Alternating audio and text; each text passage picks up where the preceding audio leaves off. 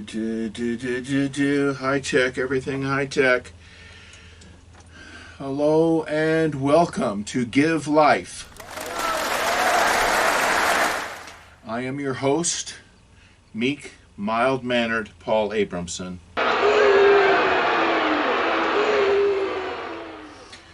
Coming to you, broadcasting to you from my multi-trillion-dollar recording studio. And today we're going to talk about poor man's EDC. So, being a guy, I kind of like these kind of videos. The problem is, some of the EDC means everyday carry. What do you have in your pockets every day? Some, or I would say just about all of the EDC carry ones are like these really expensive stuff. Like say a $100 flashlight, $80 wallet, or a $90 multi-tool or something like that. And I'm a guy on a budget, and I like good things if I can get it cheap, like at a garage sale, yard sale, something like that. Or one way to purchase EDC type things is through eBay lots. Now I'll tell you how I do that. Is I believe my strategy is the less words. You want one word and the word lot, and then look and then search and see what's out there. So lot, what it's supposed to mean is more than one. Let's say you got 3 Leathermans or 4 Leathermans, 4 Swiss Army knives, something like that, or 2 of whatever it is, okay, or a Gerber or something else, okay? So that's what lot is supposed to mean. There are some, in my opinion, dishonest people who like to throw the word lot in anywhere. I don't even look at their stuff. If they're lying like that, using the word inappropriately online to get more views, I will purposely not view their stuff. Okay, but so you can look for, or another way to look for it is TSA lot, multi-tool lot, pocket knife lot. You want as least words as possible because you're trying to find the lots that other people won't find because they put all kinds of words in. If you put exactly this kind of a Leatherman, dun, dun, dun, dun, dun. Okay, well then, if the person didn't describe it very well, didn't do a very good job with the title, then you're not going to find it. You're not going to see it in your list and you go, darn, there must not be any of these. And there might be, and they maybe listed it completely, okay? So, I want to also talk about cars because I don't keep a lot of tools in my pocket.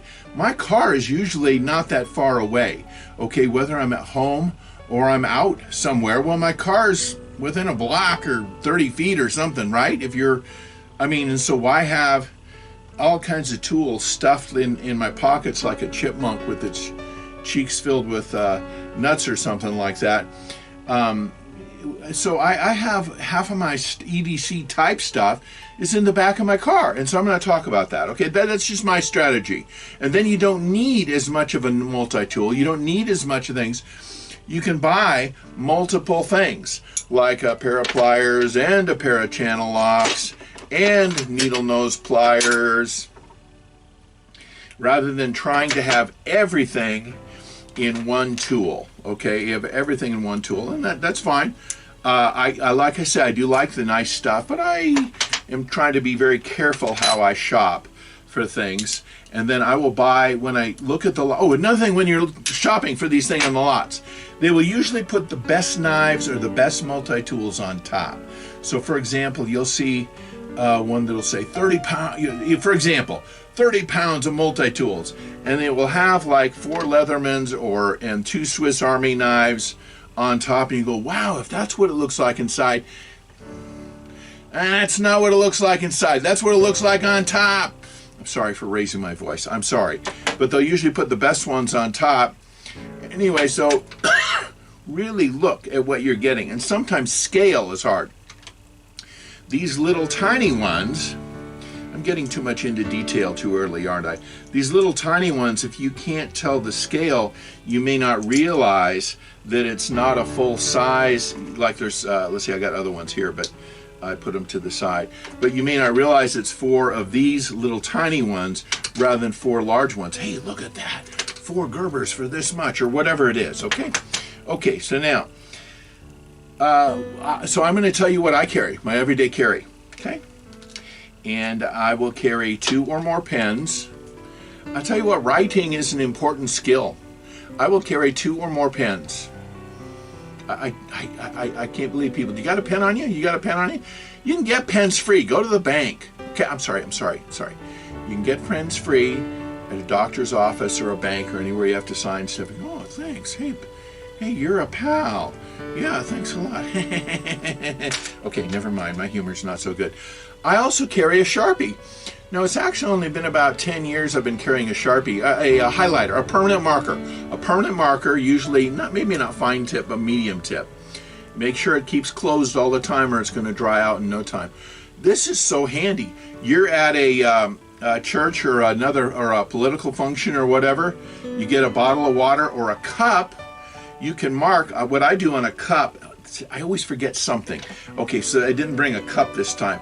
But what I'll do on the back side of a cup is I'll take my marker out and go dot or dash, dash, dash. Okay, now I know my cup from everybody else's. And I put this back in my pocket. And if I'm getting it for a friend too, I'll give him or her dash, dash. Okay? And I'll say, here's yours. Yours has the 2 dashes, mine has the 3. Oh, okay. Or I'll put, my first name is Paul, so I'll put a P on the top of the bottle. That's mine, okay? You've been at places, is this my water? Is that my water? And then they'll leave a full bottle of water and go get another one because they weren't sure. That's kind of a waste, okay? So anyway, I find a marking pen just very handy. Or you need to, it's just much more visible than regular ink. Okay, so 2 or 3 pens. Marking pen. I've worked in companies before and been a student, a teacher, working in companies. I don't carry one now, but I've had times in the past where I've just put a highlighter in also. Okay, so these are in my pocket. Okay, so I don't need one now usually, so I don't carry one. But I'll tell you what, a highlighter. You're doing some kind of a study, some kind of a course.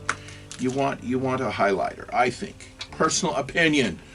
You want this kind of stuff. Remember, this is poor man's EDC. Okay, now, pocket knife or multi-tool. Okay, I've carried both. If you need a locking blade, that's probably the single most important thing. If you're working with wood or you're working with something, you need where you're carving or you need a solid blade, then you need a blade that's going to lock open and stay open, okay? And it's not going anywhere, okay? Oops, you can go like this. And okay, but this blade now will not close unless, you probably can't see this, but there's a little notch thing here, and then you can close it. And the screwdrivers on this is a Gerber, okay? Gerbers and Leatherman, in my opinion, are 2 of the best ones. But you've also got scissors on this. You've got Phillips, you've got a regular head screwdriver. Some of them have a little saw. Saw can be handy. You're doing kindling, you're out in the woods, and something like that. You need to cut things, or usually you can break it if the wood's dry enough, which you want dry wood anyway. It's going to burn better. But there's all kinds of these here. This is an off-brand. Sometimes the off-brands can be quality. I mean, because they're trying to get established. And so don't necessarily only look for the main brands. Maybe you want an off-brand one that they're trying to get established. You get more bang for the buck for that. And then here's another off-brand one, multi-tool, okay? I don't know, I'll do close-ups on some of these here and put it on the screen. Well, you already know that since you're watching it. Anyway, okay, you know that. Okay, this is another off-brand. This is a pretty robust one, pretty big one. So what I'll usually do is if I'm carrying that one, but I'll have one in the glove box in my car. Okay, what I usually carry is a Swiss Army knife. I don't need a locking blade. This particular one is the Boy Scout version. Did you know they made one? Now, many of the Victorinox Swiss Army knives are real similar. Well, I really like the mix of tools on this. And a couple things that it has that's not on many of them. One of the things is a magnifying glass. I'm 65 years old. Many products in the store, they purposely pick the tiniest font possible for the ingredients. I'm standing there in the aisle at the store. Okay, what's in this? I was looking at a can of sardines yesterday. It had monosodium glutamate in it. MSG. Why did they put MSG in it? It was made in China. And I'm going, and it didn't say wild caught. Sardines, it didn't say wild caught. I need to be careful. I know I go off on tangents, but I mean, and it has MSG in it. No, I didn't want it. Farmed, look up farmed fish, because the regulations are not there yet, and some of the things they feed the fish and the pens that they keep them in the water sometimes is not that clean, and it's going to affect the quality of the meat. Excuse me, from what I know, from what I've heard, it's going to affect it. So look at your ingredients. When you're in the store, is it wild, you're looking at fish or something, is it wild caught or farm raised? I almost won't, if you're in a restaurant, it's often going to be farm raised. Watch some videos or read about it. Anyway, I'm sorry, getting off my topic here. So magnifying glass I find very handy. It's got a couple of blades. Again, it's not locking blades. I don't know, it's kind of do some duplication there. It's got a Phillips, you know that. I can open up cans with this. Actually, in the last video, this is episode 6. Episode 5, I did $20 prepper kit. And so I decided to say, and so I showed how to use this to open a can and stuff. But this has got little scissors. I'll tell you what, scissors can be handy. You're trying to open a bag of chips or something, a little thing of scissors like this. You're trying to open a salad dressing packet, and you don't want to tear it all apart. Those little scissors are handy.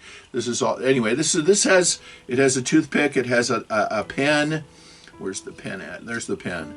This, you would not want to write a long story with this, but it does have a pen on it. Anyway, I find the Boy Scout version. I'll put the price up, I'll find it. I think I got this for $40. I don't know if it, and this is tweezers also. Okay, so that's my choice, but I've got all kinds of them. This is a knockoff one that is not really Swiss Army knife. This one though has a saw. I like having a little saw. If I'm out doing outdoor stuff, I like having a little saw. Mine doesn't have that. Anyway, this is a knockoff. Or I shouldn't say knockoff. This is a not as well-known brand one, and then I've got other knives here. Some of these, when you buy them on the eBay lot, it'll have a company logo on it and stuff like that. But that may be all you need. These tiny little knives, that may be all you need. If that's all you need, that's what you should carry. This is actually a pretty good little one here. I don't know who made it, but it's got a small Phillips. It's got a few other blades. It's got a corkscrew that would never open a bottle of wine. So I'm sorry, I don't think it would. I could be wrong. It's got scissors anyway. So this is depends on what you need. Remember, we're doing poor man's EDC. Okay, RFID wallet. Okay, more and more of our credit cards and ID cards have a chip in it that will resonate at certain frequencies.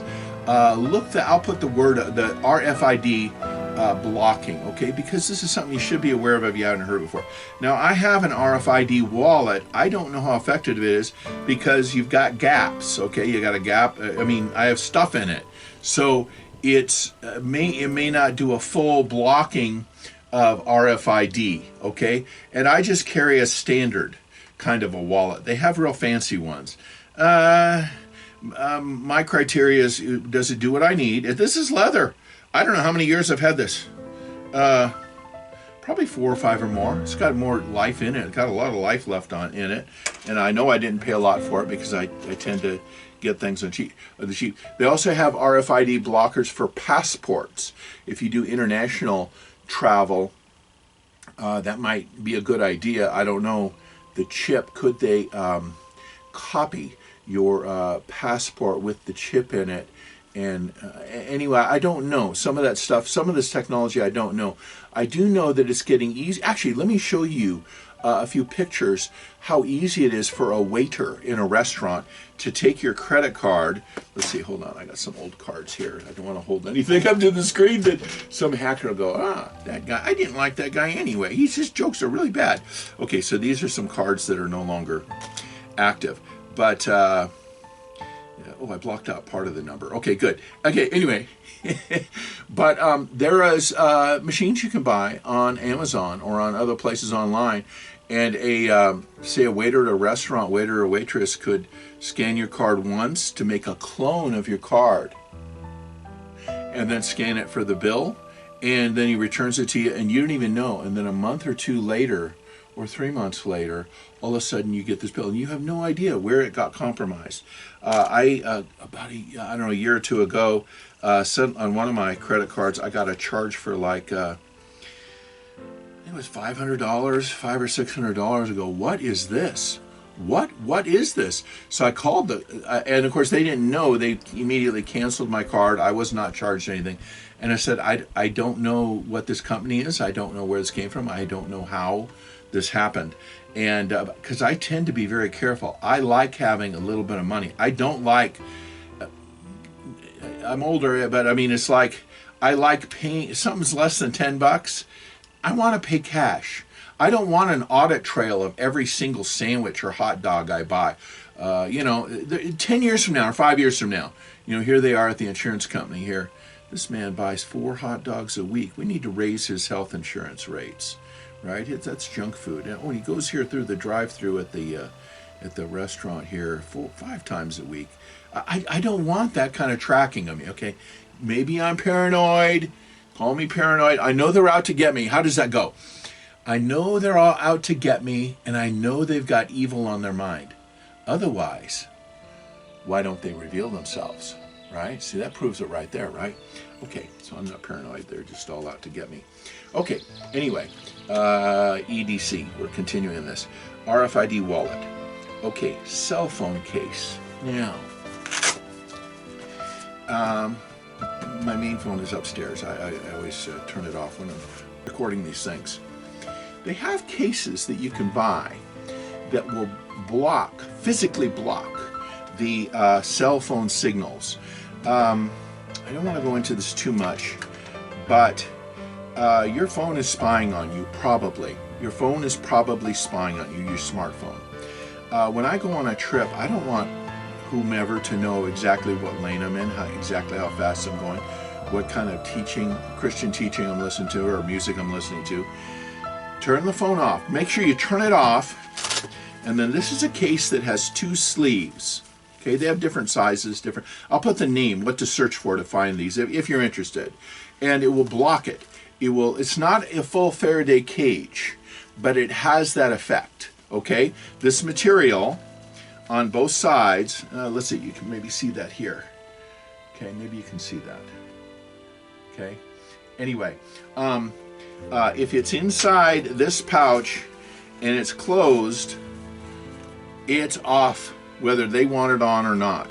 I was at so that then, but if it's in this outer sleeve, it's still got the protection of this case, but the cell towers can still get through, okay? So it still acts as a case, but it's not blocking it unless you put it inside this full inner sleeve, okay? Does that make sense?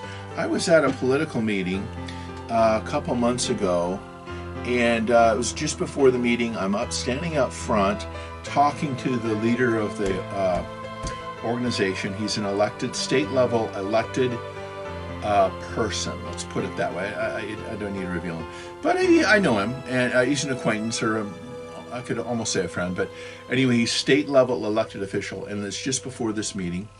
And so I'm turning my phone off, and my phone would not turn off. My phone would not turn off. My phone is, I couldn't turn it off. I tried a couple times. I know how to turn my phone off, okay? And then he tried, actually, and it took like 4 times while we're talking about it. Now, if I'm being recorded, if they're spying on me, whoever it is, then they would not let me turn my phone off, and I'm active in the group. I'm sometimes up front speaking or something like that. Anyway, I think we're being spied on and recorded more than we realize. So what I will do, like I say, when I'm on a trip, is I'll turn off my phone. Oh, you don't. The reason you don't want to leave your phone on is because now it's sealed from getting an antenna, and it's going to start using all its power to try to find an antenna. Okay, it's looking for that cell phone and that cell tower antenna somewhere. Okay, that's what it's doing. And then it's going to start heating up because it's using all its power, okay? And you've got it in an insulated case. So you turn it off. You make sure you've turned it off. Then you put it in the case. Then I put it in the seat beside me. When I get where I'm going, or if there's an emergency, I can turn it on. Okay, I have it. One other thing about cell phones that many people don't know, if you have an old flip phone, which I have a couple of old flip phones, when I'm taking a long trip, I will usually carry a second phone. I'll charge up a flip phone. Flip phone will last, what, a week? I mean, on a charge, you know, it's just, but even if there's no contract on it, you can still dial 911. Did you know that? In America. I don't know about the laws in other countries, but in the US, if it's a cell phone, that even if there's no contract, you could still make an emergency call on that phone. So let's say my phone is, the battery's low, or I've accidentally let it get too low. Oh no. But if I have this emergency phone and I'm on a trip, I might be able to get a signal through some carrier that that my main phone would not get. Okay, and that assuming that it's 4G and stuff. A lot of my stuff is 3G and older, and so I need to get a 4G. I don't think do I have a 4G flip phone? I better look on eBay and get one. Okay, so that's cell phone case, ZipFizz cube. Okay, this is episode 6. In episode 1, I talked about staying awake while driving and stuff like that. ZipFizz it's a particular vitamin. It's a powder. And it has a lot of vitamin B12 in it, a lot. And these cases are just a perfect size, I think, for just a perfect size for something like putting some medicine in, or vitamins or whatever. I have high blood pressure, and so an extra day's or 2 extra days worth of blood pressure medicine might not be a bad idea. Even if I have my main bottle somewhere else, if my suitcase got displaced or something, I want 1 or 2 days to be, even if I'm in another city. I want to have to be able to get to a doctor and stuff like that, rather than now I'm late. Okay, and let's see. So, and ZipFizz itself is better. I would rather use vitamin B12 to stay awake than mega caffeine through the energy drinks, if you know what I mean. Okay, stuff like that. ZipFizz. Okay. Let's see, as far as, okay, so flashlights. Some of the EDCs, they got all these fancy flashlights. Here's the one I currently carry now, okay? And that's the one I've got, and it works great. It's a flashlight. I'm not big on the exact number of lumens. I just, does it work? Will it illuminate where I'm at?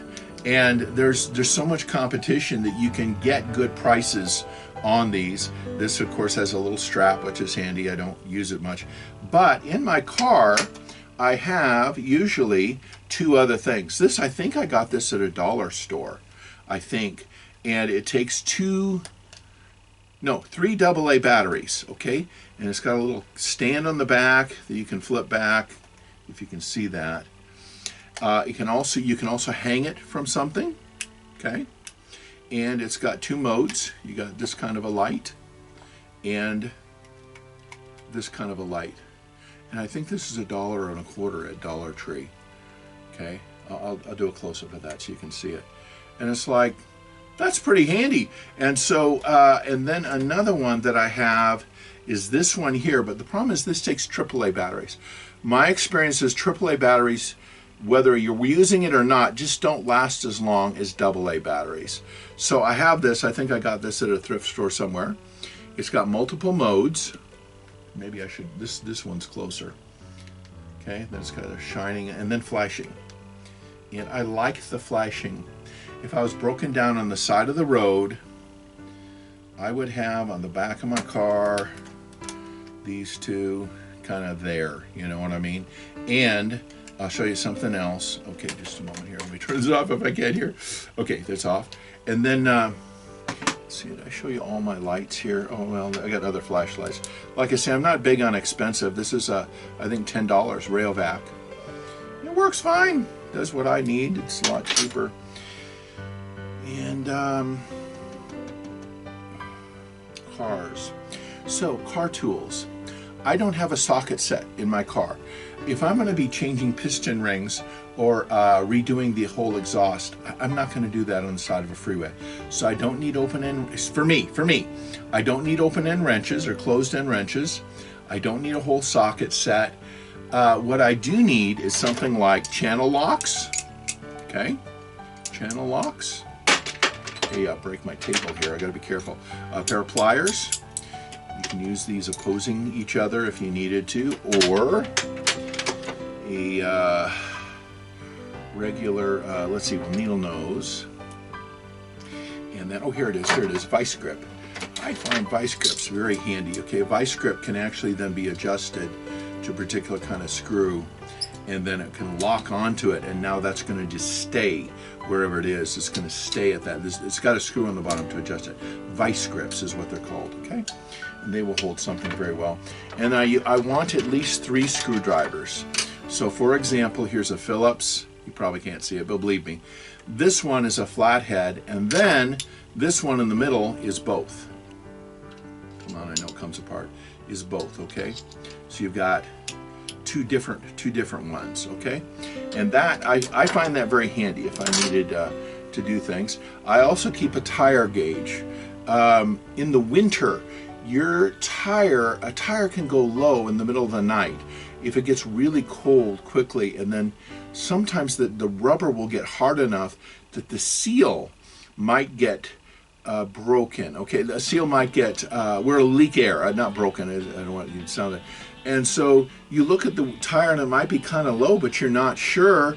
And so you can put this little tire thing on it and then tell where it's at, and you know if you need to go to a service station or not. Over the years, I just see, when I see someone in a parking lot, I go, oh my goodness, their rear tire must be at like 10 pounds, 10 PSI. I'll put a note on the windshield if I can. You know, it's like the person doesn't know. They're not looking. But like I say, particularly in the winter, that can happen. I keep this in the glove box. You buy them. You can buy them cheap. And for your person, on your person, this actually I forgot one thing here, even though I got notes. Tactical pen. In recent years, tactical pens have become more popular, and so you've seen them for EDCs. And this one is like a $10 pen. They have $40 pens or more, tactical. This one is a pen and a flashlight. Oh, I'll show you. Okay, it's a flashlight. Can you see that? Pretty spiffy, huh? So it's a flashlight, and this actually is your tactical pen part. You would not want to get hit with this. This is very sharp. Now another problem is carrying them. If you put this in your pocket and you have the tactical side down, this is going through your pocket. Okay, it's going to wear a hole. Okay, it's going to drill right through. Okay, so you almost have to put it in your pocket upside down, or carry it some other way, because otherwise it just starts drilling right through. That's the whole deal, is that it's to be sharp, it's to be penetrating. But this particular one, also, it really is a pen. Most of them really are a pen. And it comes apart in a couple different ways. Oops, that's the wrong way. And just a moment. Hey, where's it at? There it is. So it actually has a pen side, okay? So here's what you can do. You're going to the airport, you can't carry your gun, you can't carry a pocket knife, but wherever it is you're going, you want some kind of defensive thing. And this is $10. You can get them like this, 40. This is the one I got. So I got 4 of them in order to give a couple away at church and stuff. Anyway, so this here, what you could do is put it in your computer bag, or your something like that, or your carry-on bag or something, with the pen side out, and with the pen you can write. It is a pen. Well, believe me. Okay, anyway, you can write. And then if it shows up on the x-ray machine, it's a pen. It's a pen and it's a flashlight. Pretty spiffy, huh? But it's also 2 other things. Okay, so it's got this side here that could break glass, or you would not want to get hit with that. And it's got a little tiny tool that I don't know if it would do anyone any good, but it actually has a little tiny thing that is a screwdriver, a hex wrench, and like a cap opener thing. And I actually haven't tried the cap opener thing. But anyway, it's just kind of, but so it's got, for $10, that's pretty good. So like I said, I got 4 of them. Oh, I'll give you the, but the only downside is the type of batteries it takes. It takes these hearing aid style batteries. It has to. It's too small for anything else. I don't particularly like those. Okay, so this brand, again, did I say this at the beginning? I have no affiliation. I need to put that on the screen. I have no affiliation with any of these companies, with any of these products that I'm talking about. Zero affiliation, okay? But this is what, 2CL Direct. Can you see that? That's the brand of this one. And there's other ones out there. Yeah, 2CL Direct, okay? That's the name of it. And if you had, you're traveling, you're flying somewhere, something is better than nothing if you were in a defensive situation and you think you have a good chance. And then please watch some videos or read a book or take a course on self-defense. The amateurs will put the pen or the knife or whatever up front. Okay, you don't want to hurt the person. You don't want them to make you hurt them. Okay, well maybe. Sorry. Forget what I'm saying here. Okay, 2 quarters. Also, I went to cars and I would carry at least 2 quarters and $20. Besides the money I have, I want a $20 reserve just in case. Folded up on the side of my wallet, and I'll usually carry a couple of Band-Aids.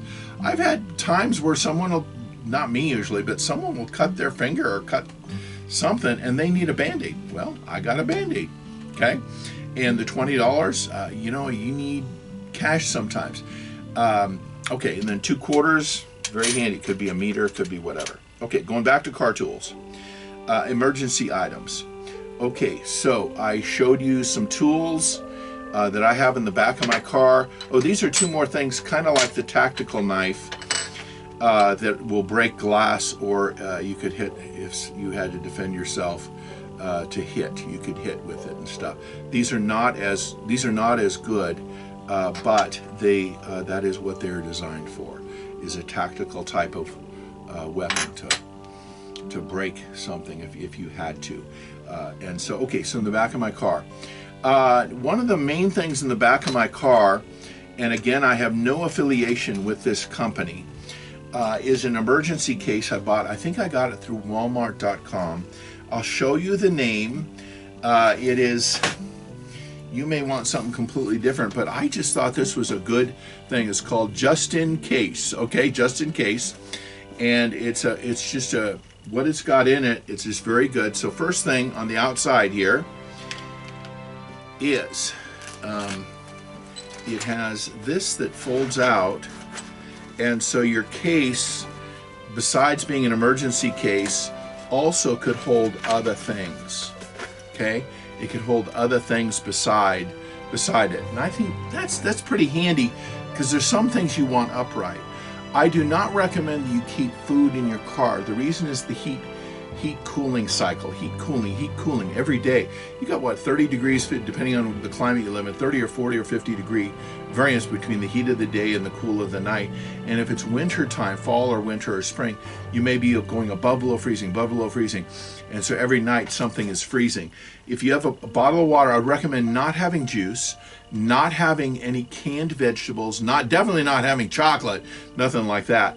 But make sure it stays upright, 1 or 2 bottles, okay?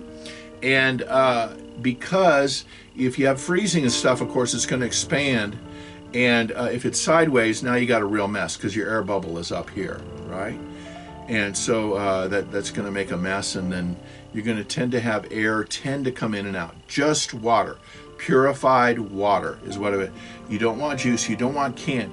Metal fatigue, okay, if you think of an airplane, they have to inspect, or a bridge, metal fatigue, they have to inspect for cracks. If you think of a canned food type thing and you're saying, I'll just keep a couple cans, it's not a good idea, because every day you got that heat and cool, it's working those seams. Does that make sense? Metal fatigue, okay? It's just not, in my opinion. Now for in the previous episode, the $20 prepper, yes at home, yes at work or school, but not in your car, because your car has too much temperature variation in the back, okay? Anyway, okay, I'm talking too much here. I hope this is interesting. I hope it's thought-provoking. That's my intention. But okay, so let me show you what's inside this thing. It's just one brand. There's several of these. Take a look around. And actually, for what you get inside, it's sometimes a very good deal compared to buying each of these things individually. I bought a few of these and then give it to someone as a present because Christmas or something, because it's the type of thing you usually won't buy for yourself. Emergency stuff is stuff that people will, oh, I can get that later. I can always buy it next year or something like that. Well, until you need it. Okay, so this, I don't want to pull everything out, but this has a blanket in it. Very important. Folks, when you're traveling in the winter, hiding things from myself. In your car, I want you to please carry gloves. Please carry a hat. Please, and when you're traveling in the winter, even just locally, there's a saying, and I think it came from the Boy Scouts, but it may have come from somewhere else. If your feet are cold, put a hat on. I'm going to say it again. If your feet are cold, put a hat on. The reason is your body needs to regulate for your brain and your heart. Those are your core things. If you're getting too hot or too cold, it starts shutting off or compromising blood flow to other parts of the body, okay? And you need, in the wintertime, to keep your head warm. If you're outside of your car, you have to walk a mile or whatever it is, or you got to change a tire or something, you need to keep your head warm. And if you're handling tools, metal gets really cold if you're handling with bare hands in the cold weather. To ask any auto mechanic, very cold. Okay, anyway, okay, this has got a blanket in it. This has got a flashlight. This says it needs a D cell. I put a C cell in it. It works just fine. Isn't that neat? It's just a flashlight. It's just a basic flashlight. I already have flashlights. Okay, well, one more. We'll make sure it stays off when I put it in the slot here. It's got some gloves. I've added some other things in here. You can look it up. There's lots of these kind of cases. This also has jumper cables. One thing about jumper cables on modern cars, I'm not an expert on this. I give people jumps sometimes because I have cables. Someone needs help. I'll try to help them. You don't want both cars running at the same time. In other words, you attach your battery and their battery, and from your battery, in your car, you're charging the battery 5, 10, 15 minutes. This is what I understand, but double check on the car type channels. Jumping another car, type it in. Okay. You turn your car off, and your batteries are still connected, and then they try to start their car. Okay. The reason is you don't want the two alternators competing with each other for what's the correct voltage. You see what I'm saying? If their car starts, now you got this whole energy surge going on between the two cars. Okay, not a good idea. From what I recall, I'm not an expert. I'm asking you to double check. Okay, this also has a triangle in it, orange triangle. It's got a tow strap. If you've never, I've been towed, and I've towed others. Modern cars are often power steering, power brakes. If you've never been towed before, you might not want to do it. And in some states on the freeway, it's illegal.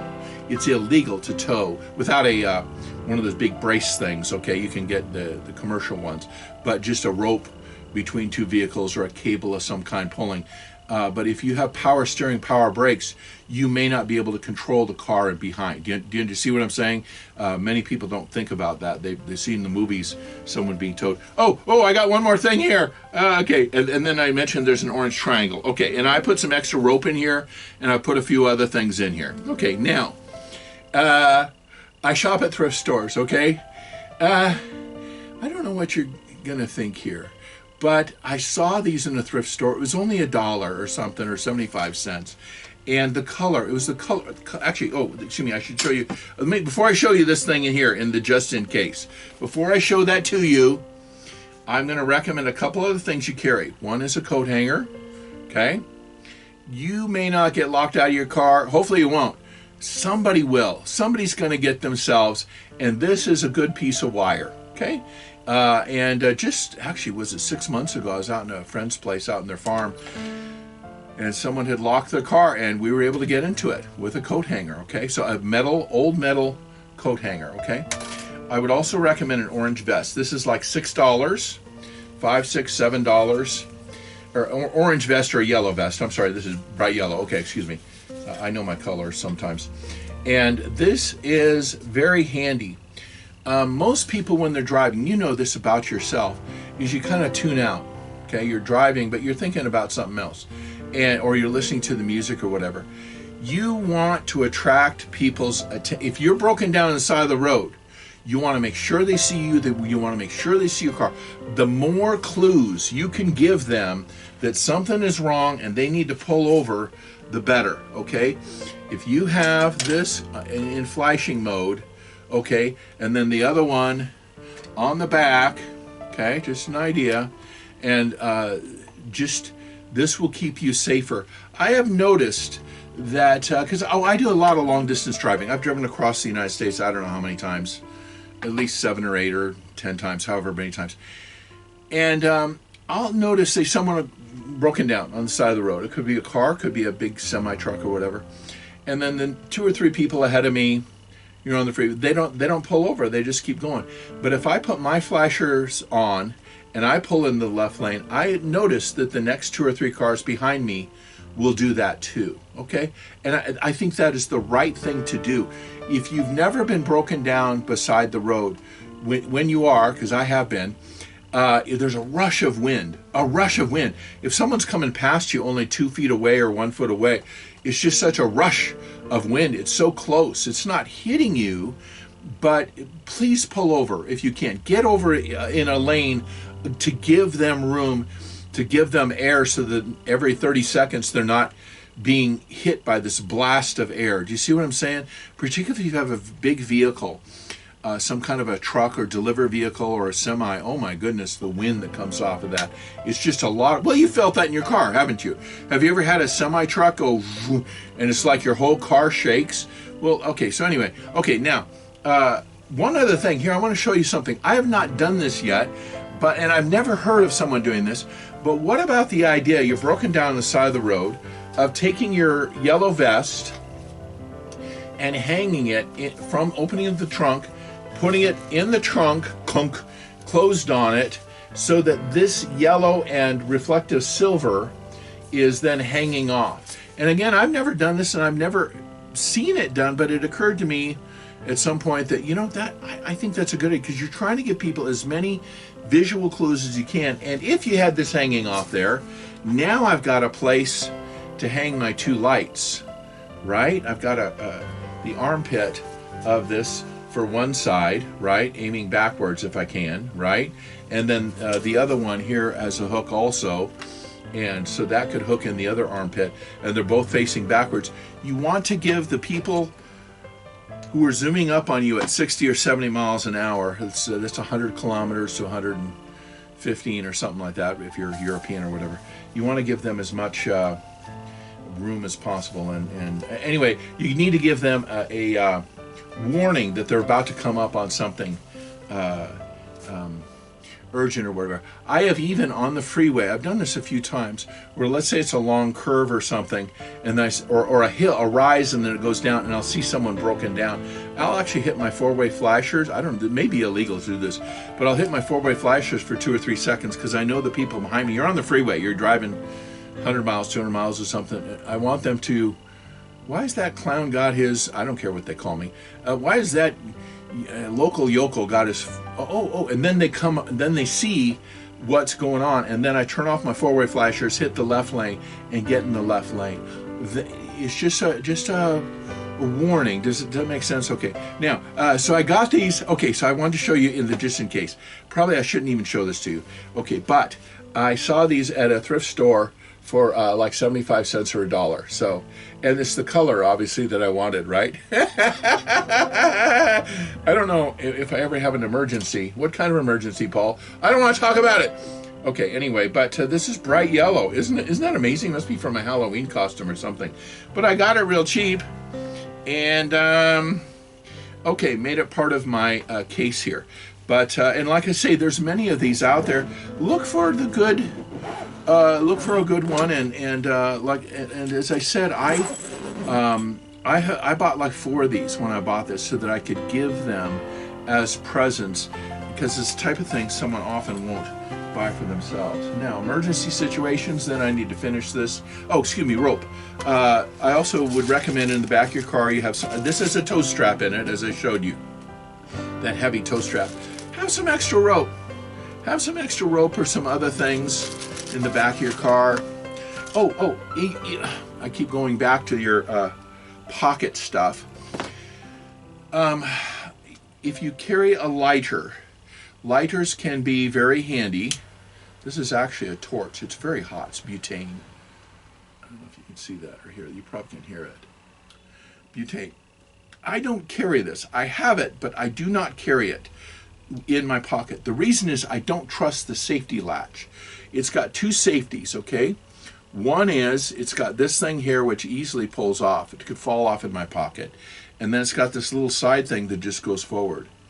And if those two things became compromised and accidentally I pushed down in my pocket, oh my goodness, that's not what you want to have happen, okay? But if you have a lighter in your pocket, that can be handy. A regular Bic or Zippo or some other kind of lighter, then that's handy. But these here, I kind of consider them kind of dangerous. I have one, but I don't want it in my pocket. It's just too, from my opinion, my personal opinion, I could be wrong, it just seems kind of flimsy, the safety mechanism on it, okay? And the other thing, some people will carry, say, pepper spray or something like that. If you got pepper spray and you're going to use it, you need to watch a few of the videos and then train yourself, because what you want to do is not get real close to the person where they can knock it out of your hand or grab it from you and then use it on you. And that's been done before. What you almost want to do is have it ready, and then the one or two or three guys, or, well, if there's three guys, you got a real problem. But the one or two guys, hey, how much money you got? Okay, whatever the problem is, I mean, if you got this ready, you want to be backing up and getting away from them. You don't stand there, okay? Pepper spray. Another thing is that the non-police ones seem to only be good enough for like one or two times, and then that's all. They've lost their pressure. Let's see. I've talked too long. I think I need to finish for now. There's other things I want to discuss. I always do that. Okay, oh, here's a, excuse me. Okay, so I mentioned that the this tool is very sharp. This will just burn a hole. This will just drill a hole right through your pocket. But they have little pen cases you can find sometimes at dollar stores or online or whatever, and this is the perfect size for a few extra things, okay? So you could put, if you were traveling or whatever, and you could have something else in here. Let's see here, I can get them in here. 2 pens in here or something. And you've got a good little case where they're all together, you know where they're at, and it's not burning a hole in your pocket, okay? So that's another option.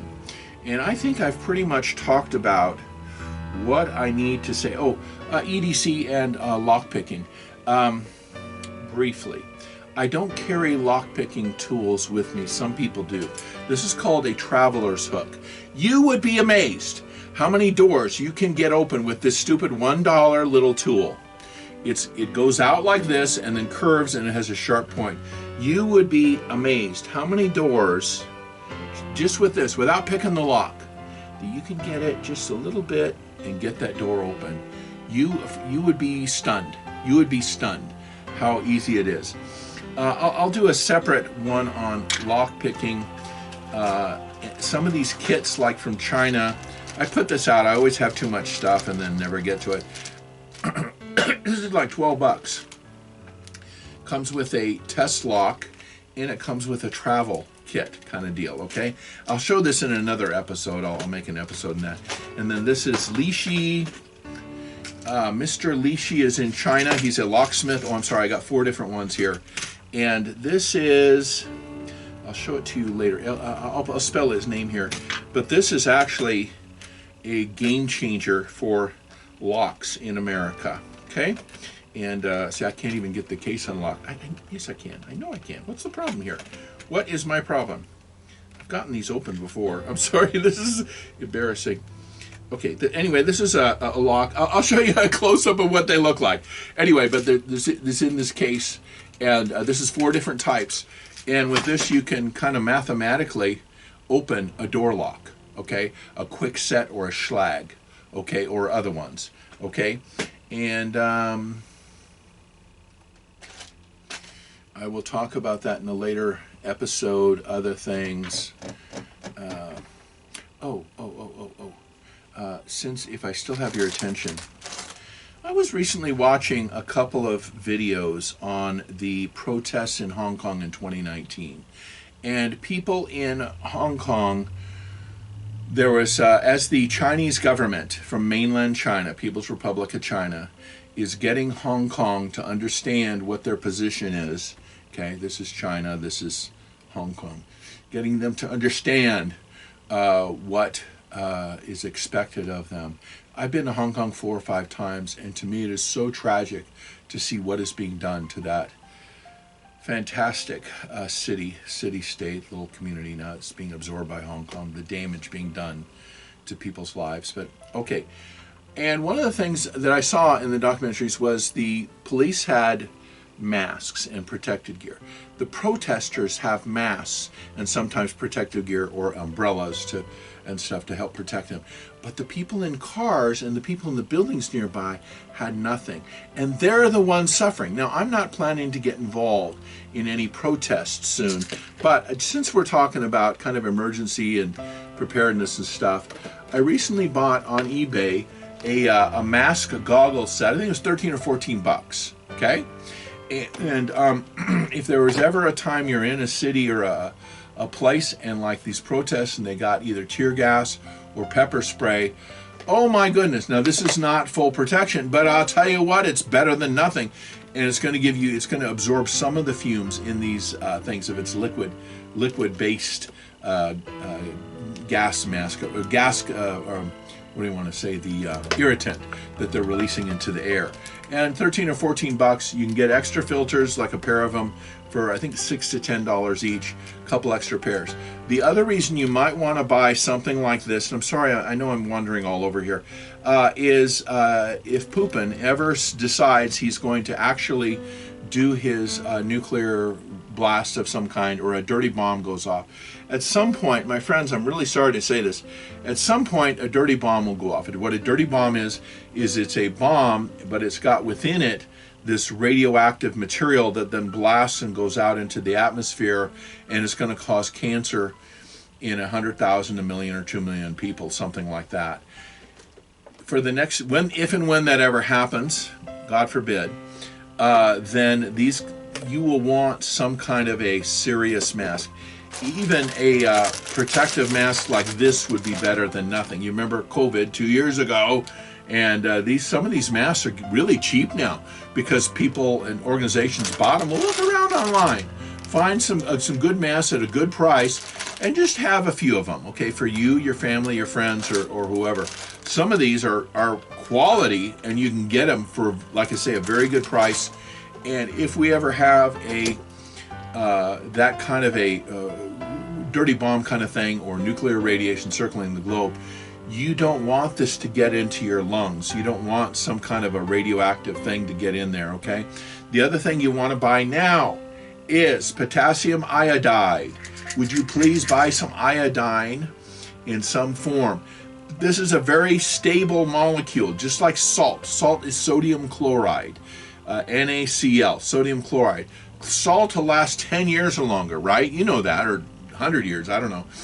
Potassium iodide is also K-iodide, so it's Ki2 something. Oh, yeah, I2, yeah, Ki2, something like that. This is a very stable compound. I have a periodic table down here. That's why I suddenly looked down there, but I won't get it out. Buy a bottle of this, or 2 bottles, okay? Just ignore the brand name. But this is 60 tablets. You could have these or quarter these, and then start taking them the day to protect your thyroid gland, okay? The day that the dirty bomb goes off. If you don't buy it now, then 6 months from now, or 2 years from now, whenever 1 week from now, whenever Putin decides he whatever he's got to do, they won't be available, because that's when everyone will buy it. Why don't you buy 1 or 2 bottles now, and then just set it aside for the next 5 years. Just put it somewhere with your emergency medicines, and then if and when that dirty bomb goes off, or whatever happens, or a nuclear device, say between India and Pakistan, I don't know, you've got it, okay? It's stable, it's cheap, they're not that expensive. Would you please buy that? Okay, I've talked about too many things. I hope this is interesting. I know I jump around. I know I tend to get off on tangents. If this is interesting, please tell other people about it. I hope that this has been edifying, educational, and entertaining. Thank you for watching. God bless you. Goodbye.